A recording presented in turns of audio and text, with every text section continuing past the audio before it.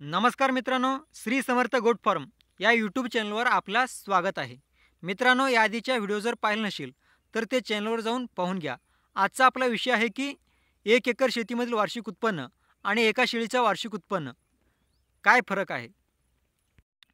तर मित्रांनो, चला तर व्हिडिओला सुरुवात करूया. पहिल्यांदा आपण पाहणार आहोत की एका एकर शेतीचा वार्षिक उत्पन्न किती आहे.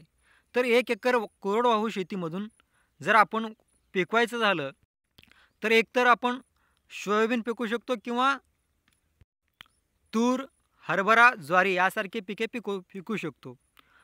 आपल्याकडे मोठ्या प्रमाणात तूर पिकवलं जातं, म्हणून तुरीचं या ठिकाणी उदाहरण घेऊ. तर मित्रांनो, 1 एकरमध्ये सुरुवातीला आपण पेरणीपूर्व मशागत करावं लागतं. त्यासाठी आपल्याला खर्च जाते. त्यानंतरनं पेरणीसाठी जे बिया असतात, जे खते असतात त्यासाठी खर्च होतो.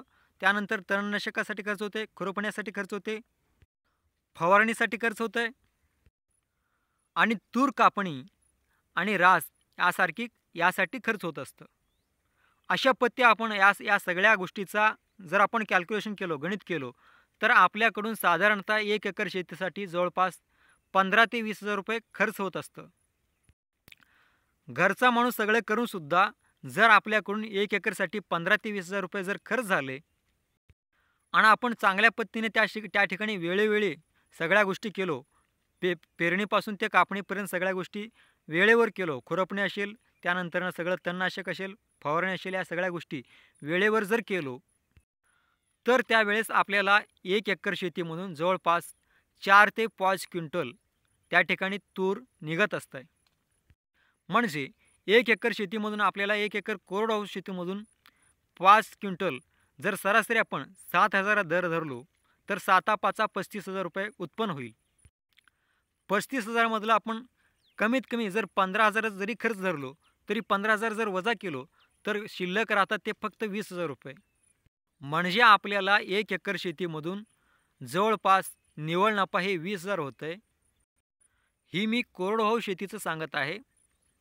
ज्यांच्याकडे पाणी आहे, जे बागायतदार आहेत त्यांच्यासाठी नाही. तर कोरडवाहू शेतीमधून आपण जवळपास 1 एकरमधून 4 ते 5 क्विंटल त्या ठिकाणी तूर निघत असते. त्यासाठी जवळपास 15 ते 20 हजार रुपये खर्च होत असतं. खर्च वजा करून आपल्याकडे जवळपास 15 ते 20 हजार रुपये निव्वळ नफा राहत असतं. आत्ता आपण वळूया शेळीच्या उत्पन्नाकडे. ही जी मी गणित सांगितलं यामध्ये काही तफावत होऊ शकतं, काही कमी जास्त होऊ शकतं, काही चुका होऊ शकतं. हे माझं वैयक्तिक मत आहे मित्रांनो. मी कुठेही पुस्तक वाचून किंवा कोणाचं यशोगाथा ऐकून या ठिकाणी सांगत नाही. तर मला जे दिसत आहे, मी ज्यावेळेस या शेतीमध्ये शेळीपालनामध्ये उतरलेलो आहे त्यावेळेस मला जे दिसत आहे, मला जे सत्य परिस्थिती जाणवत आहे ते मी पाहून त्याचं सगळं गणित करून त्या ठिकाणी कॅल्क्युलेशन करून ही माझी मत या ठिकाणी मांडत आहे. यामध्ये काही कमी जास्त होऊ शकतं, काही चुका होऊ शकतात. तर ते तुम्ही कमेंट बॉक्समध्ये तुमचं मत व्यक्त करू शकता. आत्ता मी शेळीपालनाविषयी या ठिकाणी सांगणार आहे. तर मित्रांनो, एक शेळीचा वार्षिक उत्पन्नाचा गणित या ठिकाणी मांडायचं झालं तर एक शेळीचा एक वेत जवळपास 7 महिन्याचं असतं. म्हणजे 5 महिने गाभण काळ आणि पुढचे 2 महिने भाकड काळ. 5 महिन्यानंतर शेळी वेते, पुन्हा 2 महिने भाकड राहते, 2 महिन्यानंतर पुन्हा गाभ राहते.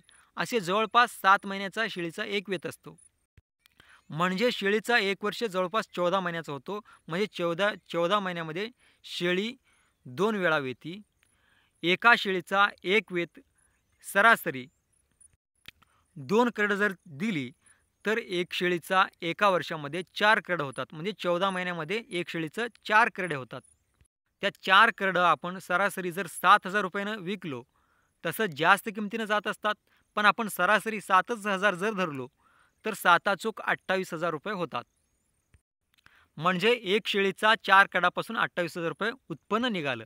तर आता त्याचा खर्चाचा विषय या ठिकाणी मांडूया. शेळी ज्यावेळेस वेती त्यावेळेस शेळीला खुराक देणं अतिशय आवश्यक असतं. त्यासाठी शेळीच्या खुराकासाठी एका वेताला 1,000 रुपये धरून 2 वेतासाठी शेळीसाठी 2,000 रुपये खर्च होतात. म्हणजे शेळीसाठी खर्च झाले 2,000 रुपये. आता 4 करडांसाठी प्रत्येकी 1 करडासाठी त्याची खुराक असेल, लिव्हर टॉनिक असेल, जंतनाशक असेल, त्या सगळ्या गोष्टी धरून आपल्याला एका करड्याचा जन्मल्यापासून ते विक्यापर्यंतचा खर्च जवळपास 1000 रुपये धरून चलू, म्हणजे 4 करडांचा 4000 रुपये त्या ठिकाणी खर्च होईल. किती खर्च होईल तर एका शेळीचा 2 वेताचा 2000 रुपये आणि 4 करडांचा प्रत्येक 1000 म्हणजे ते 4000 रुपये आणि हे 2000, असे एक शेळीचा 14 महिन्याचा जवळपास 6000 रुपये त्या ठिकाणी खर्च होईल आणि त्याचा वार्षिक उत्पन्न निघेल 28,000. 7,000 रुपयानं 1 करडू विकून त्याचं उत्पन्न होईल 28,000 रुपये.